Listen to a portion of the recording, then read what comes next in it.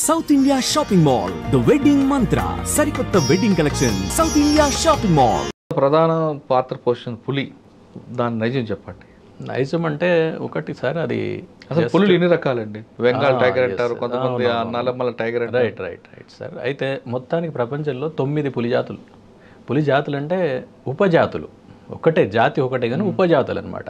అంటే ఉపజాతికి తేడా ఏంటంటే ఒక ఉపజాతికి ఇంకో ఉపజాతికి అక్కడ ఉన్నటువంటి నైసర్గిక స్వరూపాన్ని బట్టి, అక్కడ ఉన్నటువంటి పరిస్థితులను బట్టి చిన్న చిన్న మార్పులు ఉంటాయి, కానీ జాతి ఒకటే ఉంటుంది. ఇవి 9 3 ఆల్రెడీ నశించిపోయాయి. ఇవా మూడు ఏంటంటే జావా, అలాగే బాలి, కాస్పియన్ టైగర్స్ అని ఉంటాయి. ఇవి లేవు, ఇప్పుడు పూర్తిగా అంతరించిపోయాయి. కాస్పియన్ అంటే కాస్పియన్ సముద్రం ప్రాంతం. బాలి అండ్ జావా ఇవేంటంటే ఇవి ఐలాండ్స్, ఏది మన ఇండోనేషియాలో, అక్కడ కూడా మొత్తం అంతరించిపోయాయి. ఇక మిగిలినటువంటి కొన్ని ఉన్నాయి అనమాట. దాంట్లో ఇప్పుడు సైబీరియన్ టైగర్ అంటే సైబీరియా ప్రాంతం, రష్యా ప్రాంతం. మన దగ్గర ఉండేటువంటిది ఏంటంటే royal Bengal tiger. Royal Bengal టైగరే మన ఈవెన్ తెలంగాణలో ఉంది, లేక ఆంధ్రాలో ఉంది, ఇంకా ఇతరత్ర అన్ని దేశంలో ఉన్న పలు ప్రాంతాల్లో ఉన్నటువంటిది అంతా కూడా రాయల్ బెంగాల్ టైగరే. అంటే రాయల్ బెంగాల్ టైగర్ అనేటువంటిది ఒక ఉపజాతి. ప్రపంచంలో ప్రస్తుతం ఉన్నటువంటి 6 ఉపజాతుల్లో ఇది ఒకటి అనమాట. ఓకే, అంటే మీరు ఇప్పుడు 9 5 చెప్పారు, ఇంకా 4 అవి అంటే 3 అంతరించిపోయి ఇంకా 6 ఉన్నాయి. 6లో royal Bengal tiger, Siberian tiger, అలాగే ఇండో చైనీస్ ఏరియాలో ఒకటి ఉంటుంది. అంటే నేను మొత్తం వాటి గురించి, అలాగే ఒకటి ఈ లావోస్, కాంబోడియా ఈ ప్రాంతంలో ఉండేటువంటిది ఒకటి ఉంటుంది. ఇలా సుమత్రా, భారతదేశంలో ఉన్నది మాత్రం రాయల్ బెంగాల్ టైగర్. మన దగ్గర ఉండేటువంటిది మాత్రం ఒకటే. కానీ ఒక దగ్గర తెల్ల పులులు కనిపిస్తే మరో దగ్గర కలర్ఫుల్ కనిపిస్తుంది. యాక్చువల్గా ఏంటంటే సార్, కరెక్ట్గా అడిగారు. ఇప్పుడు సహజంగా ఉండేటువంటి పులి ఏంటంటే అది నల్లటి తెల్లటి స్ట్రైప్స్ దానిపైన ఉంటాయి. అయితే దానికి ఉన్నటువంటి వెంట్రుకలు అంటే ఫర్ అంటాను దాన్ని, FUR ఫర్. ఆ ఫర్ అనేటువంటిది షార్ట్ హెయిర్ అన్నట్టు. ఆ షార్ట్ హెయిర్ యొక్క రంగు ఏంటంటే గోల్డెన్ ఆరెంజ్ రంగు, అంటే లైట్ ఎల్లో మనం అనుకుంటాం, ఎల్లో కొంచెం అలా ఉంటుంది. ఆ ఫర్ మొత్తం వ్యాపించి ఉంటుంది దాని యొక్క చర్మం మీద. అయితే క్రింది వైపు ఏముంది దానికి, యాక్చువల్గా తెలుపు నలుపు గీతలు ఉన్నాయి. నలుపు గీతల దగ్గర మనకు నలుపు కనిపిస్తుంది, తెలుపు గీతల దగ్గర ఈ ఎల్లో డామినేట్ చేసి ఎల్లో కలర్ మనకు కనిపిస్తుంది. అట్లా అనమాట. అంటే దానికి ఉన్నటువంటిది కలర్ ఎల్లో ఫర్ మొత్తం వ్యాపించి ఉంటుంది. అలాగే నలుపు గీతలు, వీటిని ఏమంటారంటే ఈ ఎల్లో రంగులో ఉన్నటువంటి చార, అలాగే నలుపుగా ఉన్నటువంటి చార, వీటిని స్ట్రైప్స్ అంటారు. స్ట్రైప్స్ నేను గతంలో కూడా చెప్పాను. ఈ స్ట్రైప్స్ ఏంటంటే యూనిక్ అనమాట. ఒక పులికి ఒకే రకంగా ఉంటుంది అది, అంతే. అంటే మనకి ఏ విధంగానైతే ఫింగర్ ప్రింట్ ఎలాగో దానికి అలా. వాటిని ఏం చేస్తామంటే జనరల్గా మేము కెమెరా ట్రాపింగ్ చేస్తారు ఫారెస్ట్ వాళ్ళు. కెమెరా ట్రాప్స్ పెడతారు అడవిలో. పెట్టినప్పుడు అది దాని ముందు నుంచి అది ప్రయాణం చేస్తే, అంటే ఎక్కడైతే అది తిరిగే ప్రాంతం ఉందో అక్కడే పెడతారు. వచ్చినప్పుడు అది ఫోటో తీస్తుంది. ఫోటో తీసి ఎడం వైపు కుడివైపు 2 ఫోటోలు తీస్తుంది అనమాట. తీసినప్పుడు అంటే రైట్ అండ్ లెఫ్ట్ ఫ్లాంక్స్ అంటాం, వాటిని బట్టి దాన్ని రికార్డ్ చేసేస్తారు. అలాంటిది ఇంకా మళ్ళీ ప్రపంచంలో ఆ స్ట్రైప్స్ ఉన్నటువంటిది యూనిక్గా ఇంకెక్కడ ఉండదు, ఇది ఒకటే ఉంటుంది. సో దాన్ని ఆధారం చేసుకొని మేము సెన్సస్ చేస్తాం. ఇప్పుడు టైగర్ సెన్సస్ ఉంటుంది, ఆల్ ఇండియా టైగర్ ఎస్టిమేషన్ అని. అది సంవత్సరం లేక 2 ఏళ్ళు 4 ఏళ్ళు ఇలా కొన్ని ప్రోటోకాల్స్ ఉంటాయి, దాని ప్రకారం చేస్తుంటారు అనమాట. సో ఇలా ఒక స్ట్రైప్ ప్యాటర్న్ వచ్చినటువంటిది ఒక టైగర్ కింద లెక్క. ఓకే, కానీ కొన్ని పులులు తెల్లగా కనిపిస్తాయి. తెల్లగా ఉండడానికి కారణం ఏంటంటే, ఇప్పుడు నేను ఇందాక మీకు చెప్పాను, ఈ ఫర్ యొక్క రంగు ఎల్లోయిష్ అన్నాను కదా, ఆ ఎల్లోయిష్ వర్ణదం పిగ్మెంట్ అన్నట్టు. అది ఆ పిగ్మెంట్ కొన్నింటిలో లోపిస్తుంది. మ్యూటేషన్స్ అంటాం, మీరు వినే ఉంటారు. కొన్ని ఉత్పరివర్తనాలని కొన్ని జరుగుతుంటాయి, బయాలజికల్ ఫెనామినా. అది ఆ ఉత్పరివర్తనాల కారణంగా, ఆ మ్యూటేషన్ ఉత్పరివర్తనాల కారణంగా ఆ పిగ్మెంట్ లోపిస్తుంది. దాంట్లో లోపించేసరికి ఏముంటుంది, తెల్లగా కనిపిస్తుంది. ఎందుకంటే లోపించడానికి కారణం ఏంటి? ఇక దానికి ఎన్నో రీజన్స్. అది జన్యుపరమైనటువంటి విషయాలు అవి కొన్ని జరుగుతుంటాయి. అది అంటే జెనెటిక్స్ అదంతా కూడా. సో అట్లా జరిగినప్పుడు ఏమైందంటే, అది కలర్ లేదు కాబట్టి, కలర్లెస్ అంటే ఏంటి, వైట్. సో మొత్తం వైట్ ఫర్ ఉంటుంది దాని మీద.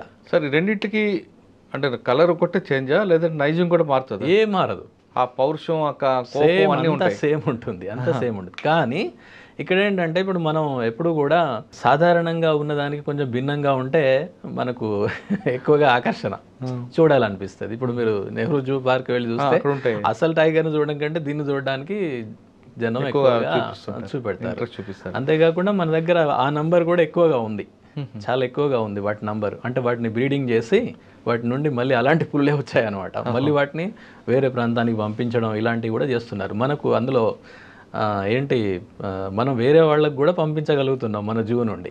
పులి ఉత్పత్తి మనం పెరుగుతున్నాం. అంటే ఈ ఏంటి మీరు చెప్పిన ఇందాక తెల్ల టైగర్లకు సంబంధించి సార్, పులి దానికి సిగ్గు ఎక్కువ అంటారు. అంటే సిగ్గు ఎక్కువ అని కాదు సార్, అదేంటంటే దాని నేచర్ సీక్రెటివ్ యానిమల్, అది చాలా సీక్రెటివ్ యానిమల్ అనమాట మిగతా వాటి అన్నిటితో పోలిస్తే. ఏవైనా వన్యప్రాణులు అన్నీ కూడా షై యానిమల్స్ ఎప్పుడు కూడా, అంటే మనుషులతోటి ఉండవు అవి ఉండేది అడవిలో మనుషులు ఉండరు, అవి వాటికి సహజమైనటువంటిది. ఇది కూడా ఏంటంటే యాక్చువల్గా అది డెన్స్ జంగల్ యానిమల్ అనమాట, అంటే దట్టమైన అడవుల్లో ఉండేటువంటి యానిమల్ అది. సో దానికి సహజంగానే అది నిగూఢంగా ఉండేటువంటి లక్షణం కారణంగా అది దూరం ఉంటుంది. కాబట్టి దాన్ని మనం ఏదో సిగ్గని అనుకుంటాం. సిగ్గుపడడం అలాంటిది అలా అని కాదు. దాన్ని జైవికంగా చూసినప్పుడు, అంటే జైవికంగా బయాలజికల్గా చూసినప్పుడు అది సీక్రెటివ్ యానిమల్, చాలా సీక్రెట్గా ఉంటుంది. అందుకనే నేను గతంలో కూడా చెప్పాను, అది మనం దాన్ని చూడడానికి వెళ్ళినప్పుడు అది ఎప్పుడో చూసేసి రిట్రీట్ అయ్యి వెళ్ళిపోతుంటాయి. జనరల్గా వెనక నుంచి వెనకే వెళ్ళిపోతాయి, ఎందుకంటే because of it's secretive nature, దానికి ఉన్నటువంటిది అది. ఓకే, అట్లా అనమాట సార్. పులి మేటింగ్ ఎప్పుడు చేస్తుంటుంది? అంటే అది జనరల్గా ఎప్పుడూ ఉంటుంది. దానికి ఇలా సంవత్సరానికి ఎంతైనా ఉండొచ్చు. అది దీనికి ఖచ్చితంగా ఇంత అని దాని గురించి పెద్ద అధ్యయనాలు అంటే ఇదే టైం అని నిర్ణయించలేదు ఎక్కడ కూడా. జనరల్గా ఇయర్లీ మొత్తం సంవత్సరం పొడవునా ఎప్పుడైనా జరగవచ్చు. పిల్లలు వచ్చిన తర్వాత పిల్లలకి రావడానికి ఎంత టైం పడుతుంది మేటింగ్ అయిన తర్వాత? దాని గర్భావధి కాలం అదంతా 110 days వరకు ఉంటుంది. 110 daysలో పిల్లలు వచ్చేస్తాయి. పిల్లలు ఎన్ని రావచ్చండి? మ్యాక్సిమం మనం 4 నుంచి 6, 2, 4, 6 ఇలా అంతే మ్యాక్సిమం అనమాట. 5, 6 అనేది చాలా ఎక్కువ. 5 వరకు నేను విన్నాను. సరే 5 అనుకుందామండి. పులి ప్రెగ్నెంట్ అయిన తర్వాత మగ పులి ఆమెతో ఉంటుందా? లేదు, వెళ్ళిపోతుంది. అది ఎప్పుడు కూడా అట్లా ఉండవు. ఒకసారి మీటింగ్ జరిగిన తర్వాత అది వెళ్ళిపోతాయి అంతే. ఇప్పుడు మీటింగ్ కోసం కలుస్తాయి అంతే, కలిసిన తర్వాత వెళ్ళిపోతాయి. ఎందుకంటే మళ్ళీ ఇదే నేను ఇందాక చెప్పింది, బయాలజికల్ నేచర్ ఏంటంటే టైగర్ అనేది సాలిటరీ యానిమల్. సాలిటరీ అంటే ఏకాంతంగా ఉంటుంది. ఏకాంతంగా ఎందుకు ఉంటుంది అని అంటే అది డెన్స్ జంగల్ యానిమల్, అంటే దట్టమైన అడవిలో ఉండేటువంటివి గుంపుకి ఎట్లా ఉండగలుగుతాయి? ఉండలేవు. ఇంకోటి ఇదేంటి, ప్రిడేటర్. ఇది ప్రిడేటర్ అంటే వేరే వాటిని చంపి తినాలి. ఇదే 4-5 గుంపుగా ఉన్నాయి అనుకోండి, ఆ వచ్చేది దాన్ని 4-5 ఉండడం వలన డిస్టర్బ్ అయ్యేది వెళ్ళిపోతుంది కదా. ప్రే అంటే ఆహార జంతువు. కానీ కొన్నిసార్లు గుంపులుగా కనిపిస్తాయి కదండి. పుల్లు కనిపించవు మీకు ఎప్పుడు కూడా. ఒకవేళ కనిపించింది అంటే దాని అర్థం ఏంటంటే అది దాని కబ్స్ తోటి ఉందన్నమాట. ఈ కబ్స్ తోటి నేను వరుసగా చెప్తాను మీకు. ఇప్పుడు పిల్లలు కలుస్తాయి, వెళ్ళిపోతాయి. వెళ్ళిపోయిన తర్వాత that will lead to pregnancy and పిల్లలు వచ్చేస్తాయి. సపోజ్ 4 పిల్లలు వచ్చాయనుకోండి, 2 పిల్లలు రావచ్చు, 4 రావచ్చు, 5, 6 అనేది మ్యాక్సిమం అండి. అంతకంటే ఎక్కువ రావు ఎప్పుడు కూడా. అయితే ఇది ఏం చేస్తుందంటే ఆడపులి that tigress will take care of its cubs అంతే. మగపులికి ఏమాత్రం సంబంధం ఉండదు, రాదు కూడా. ఎందుకంటే దాని నేచర్ వేరు. ఇప్పుడు మళ్ళీ దాని దట్టమైన అడవులలో ఉండేటువంటివి ఇదొక అడవిలో ఉంటుంది, అంటే ఇదొక ప్రాంతంలో ఉంటుంది, అదొక ప్రాంతంలో ఉంటుంది అంతే. జస్ట్ మేటింగ్ కోసం అది వస్తుంది అంతే, తర్వాత వెళ్ళిపోతుంది. లేక ఇదైనా వెళ్ళొచ్చు, అదే రావాలని కూడా ఏం లేదు. అది చాలా బయాలజికల్ విషయం అంతే. దాంట్లో పెద్ద మనం చూడడానికి ఏం లేదు అందులో. అది బయాలజికల్. ఎందుకంటే తన సంతతిని పెంచాలి కదా. సంతతి అంటే ఇక్కడ ఏంటి, జాతి యొక్క సంతతి. ఇప్పుడు ఆ రిప్రొడక్షన్ అనేది, మేటింగ్ అనేది లేదనుకోండి, ఆ జాతి అందరితో అంతరిస్తుంది కదా. ఈ విషయము అన్ని జీవజాతులకు వర్తిస్తుంది. అది మొక్కలు కావచ్చు, జంతువులు కావచ్చు, ఏవైనా కూడా. అంటే రిప్రొడక్షన్ అనేది it's a very very essential part. లేకపోతే ఆ జాతి అంతరించే అవకాశం ఉంటుంది. ఆ జాతి అంతరించిందంటే ఆవరణ వ్యవస్థలో అది పోయింది అంటే ఆ పని చేసేవాళ్ళు ఎవరు ఉండరు. పులి తన పిల్లల్ని ఎలా పెంచుతుందండి? వేటలు నేర్పుతుంది. ఎస్, ఏంటంటే ఆడపులే పూర్తిగా దానికి రెస్పాన్సిబుల్. ఇది పిల్లలు పుట్టిన దగ్గర నుండి అవి ఈవెన్ కళ్ళు తెరవడు. మనం పిల్లిని మీరు చూసుంటారు, పిల్లి ఏ విధంగానైతే సంరక్షిస్తుందో కొన్ని రోజుల తర్వాత కళ్ళు తెరుస్తాయి. తెలిసిన అప్పటి నుండి పూర్తిగా దాని బాధ్యత. అది చాలా ఏమంటారంటే కొన్ని పుస్తకాల్లో వాటిలో చాలా చదివినప్పుడు లేక మనం చూసినప్పుడు తెలుస్తుంది, అది చాలా రూత్లెస్ ప్రొటెక్టర్ అనమాట. రూత్లెస్ అంటే నిర్దాక్షిణ్యంగా ఉంటుంది అది చాలా. ఏ విధంగా వేరే ఏదైనా యానిమల్ వచ్చిందంటే దాని దగ్గరికి రానివ్వదు. ఈవెన్ వేరే యానిమల్, ఈవెన్ టైగర్ వచ్చినా కూడా దానికి దగ్గరికి రానివ్వదు కప్స్ దగ్గరికి. ఎందుకంటే కప్స్కి ఏమైనా హాని చేయొచ్చు అనే ఉద్దేశంతో ఉంటుంది అనమాట. కళ్ళు తెరవ వరకు పిల్లలు కళ్ళు తెరలేదు అనుకోండి, అంతవరకు మనకు వాటి ఫుడ్ పాలిస్తుందా? పాలిస్తుంది. అది కొంతకాలం తర్వాత అవి మాంసం తినేటువంటి పరిస్థితి ఉంటే అది తీసుకొచ్చేసి వాటికి పెడుతుంది అనమాట. లేదంటే కొంచెం పెరిగి పెద్దగా కనుక ఉంటే అవి వాటిని తీసుకెళ్ళడం అంటే ఎలా ఉంటుందంటే అవి ఇవే దాని యొక్క వాసన చూసుకుంటూ వెళ్ళిపోతాయి. తల్లి వాసన చూసి తల్లి ముందు వెళ్ళిపోతూనే ఉంటుంది. ఇప్పుడు మనం ఏదో పిల్లల్ని పట్టుకొని పోయినట్టుగా కుదరదు కదా యానిమల్స్లో, అది ముందు వెళ్ళిపోతున్నప్పుడు ఏంటంటే వాటికి కొన్ని ప్రత్యేకమైనటువంటి ఏర్పాట్లు ఉంటాయి. ఇప్పుడు తల్లి వెళ్తున్నప్పుడు దాని యొక్క పగ్ మార్క్స్ పడుతుంటాయి కదా, పడ్డప్పుడు ముద్రలు, ఆ ముద్రల్లో దాని యొక్క వేళ్ల సందుల్లో అక్కడి నుంచి కొన్ని రకాల సీక్రెషన్స్ వస్తుంటాయి, స్రావాలు. ఆ స్రావాలు కింద అది అడుగు వేసినప్పుడల్లా కొన్ని పడ్డప్పుడు ఈ చిన్నగా ఉంటాయి కదా వెనక కప్స్, ఆ వాసన చూసుకుంటూ ముందుకెళ్ళిపోతాయి. అంతేకాకుండా పెద్ద ఇప్పుడు టైగ్రెస్ ముందు వెళ్తున్నప్పుడు దాని చెవుల వెనక భాగంలో తెల్లగా ఉంటుంది. ఆ తెల్లగా ఉన్నదాన్ని కూడా ఇవి గమనిస్తుంటాయి వెనకుండి. అది దాన్ని చూసుకుంటూ కూడా వెళ్తుంటాయి. అలా కొన్ని ప్రత్యేకమైనటువంటి ఏర్పాట్లు ఉంటాయి. అట్లా ఆ కారణంగా అవి ముందుకెళ్తాయి. కానీ ఒక్కొక్కసారి తల్లి లేకుండా పిల్లలు బయటకు వస్తుంటాయి. ఏం చూసి అప్పుడు ఏంటంటే అవి కొన్నిసార్లు పిల్లలు కదా, అవి వాటికి అనుభవం ఉన్న కారణంగా ఏదో కొంచెం ఇంట్రెస్టింగ్గా ఉండడం, ఏదన్నా తెలియక బయటకు వస్తాయి. కానీ అది చాలా డేంజర్ అనమాట. అవి అట్లా రావడం వలన వేరే ప్రిడేటర్స్ అంటే కుక్క జాతులు ఏంటి, వూల్ఫ్ లాంటివి, హైనా లాంటివి, అట్లాంటి వాటి చంపేస్తాయి. ఎందుకంటే వాటికి ఆహారం అది అంతే. ఇది పులి, ఇది ఇంకేదో ఏముండదు. ఒకవేళ తల్లి వెళ్ళిపోయింది, అవి ఇక్కడే ఉండిపోయినాయి, నిస్సహాయంగా ఉన్నాయి, వాటిని వేరే ప్రిడేటర్స్ కుక్కలు కావచ్చు, హైనా కావచ్చు, ఇలాంటి వాటి కంటపడితే చంపేస్తాయి. జరుగుతుంది. తన పిల్లలకి వేట ఎలా నేర్పుతుందండి? వేట అంటే ఇప్పుడు మనం చూస్తుంటాం సార్, కుక్కలు ఇట్లాంటివి చూస్తుంటాం, చూసారా? కుక్క అలా ఉంటుంది అక్కడ, దాని పిల్లలు అటు ఇటు తిరుగుతుంటాయి, అవి ఒకదానికొకటి ఇట్లా బాక్సింగ్ లాగా చేసుకుంటా ఉంటాయి, చూసారా? అది that is part of training only. అది ట్రైనింగ్ అంటే న్యాచురల్గా వాటికి అట్లా జరుగుతుంటుంది. ఇది కూడా అంతే. అంతేకాకుండా ఇది వేటాడేటప్పుడు కూడా తీసుకెళ్తుంది. అంటే పెద్ద పెరిగిన తర్వాత ఒక 2 years 3 years అలా అక్కడి వరకు వెళ్ళిన తర్వాత అది వెళ్ళి వాటికి అంటే దాన్ని చంపిన తర్వాత ఆ క్యార్కాస్ ఎట్లా ఓపెన్ చేయడము, అంటే చనిపోయినటువంటి మృతదేహం, దాన్ని ఏం తింటారు ఏంటి అదంతా తెలుస్తూ ఉంటుంది అనమాట. అంటే ఈ టైగ్రెస్ ఏ విధంగానైతే బిహేవ్ చేస్తుంటుందో అవి కూడా వాటిని చూసి నేర్చుకుంటాయి. సార్ ఒక్కసారి వేటకు వెళ్ళినప్పుడు అక్కడ అవతల ఆహారం మిస్ అయింది అనుకోండి, పులికి మీరు మిస్ కావడం అనేది ఎంత ఎక్కువగా ఉంటుందంటే, ఒక టైగర్ మేల్ ఆర్ ఫీమేల్, అది ఏంటంటే వేట విధానం ఎలా ఉంటుందంటే ఇవి పరిగెత్తవు. ఎందుకంటే ఇవి డెన్స్ జంగిల్ యానిమల్ కాబట్టి చాలా హెఫ్టీగా ఉంటాయి, బాగా బరువుగా ఉంటాయి, 200 కిలోలు 300 కిలోలు అలా ఉంటాయి హయ్యెస్ట్. సో అది అంత బరువు ఉన్నటువంటిది ఎలా పరిగెత్తగలుగుతుంది? పరిగెత్తలేదు కాబట్టి అది ఏం చేస్తుంది అంటే ఒక దగ్గర నక్కి కూర్చొని అంటే ఎక్కడికైతే ఈ వన్యప్రాణులు ఏది ముఖ్యంగా ఈ శాకాహార జంతువులు వస్తాయో ఆ ప్రాంతాల్లో అది ఉంటుంది, కూర్చొని ఉంటుంది. అది రాగానే టక్న దూకి పట్టేస్తుంది. ఒకవేళ దొరకలేదనుకోండి కొంత దూరం ఒక 50 meters 100 meters అంటే ఫ్యూ మీటర్స్ పరిగెత్తిద్ది, అంతకంటే ఎక్కువ అది పరిగెత్తలేదు. అది వెంటనే ఇట్ విల్ కమ్ బ్యాక్ అంతే. ఇలా అంటే అధ్యయనాల్లో తేలిన విషయాలు ఏంటంటే 20 attempts చేస్తే 1-2 సార్లు మాత్రం సక్సెస్ అవుతుంది. అంతే. కానీ కొన్ని పులులు చెట్లు ఎక్కుతాయి కదండి. పులులు ఎక్కవు సార్, జనరల్గా చిరుత పులులు ఎక్కుతాయి. చిరుత పులులు ఏంటంటే సన్నగా ఉంటాయి, స్లెండర్గా ఉంటాయి, అవి వేగంగా వెళ్ళగలిగేటువంటి ఏంటి శారీరకంగా అనువుగా ఉంటుంది అనమాట. దానికి అంటే శరీర సౌష్ఠవం పరిగెత్తడానికి అనుకూలంగా ఉంటుంది. కానీ టైగర్ విషయంలో అలా కాదు కాబట్టి అది ఎక్కదు. ఒకవేళ ఎక్కినా అది ఫ్యూ సెకండ్స్ కొంత దూరం పైకి ఎక్కేసి కిందికి వచ్చేస్తుంది. ఎందుకంటే వేటాడలో 20 సార్లు అయితే ఒకసారి దొరుకుతుంది, 1 లేక 2 సార్లు అంతే, మిగతా అన్ని ఫెయిల్యూరే. ఇవన్నీ కప్స్ నేర్చుకుంటాయా?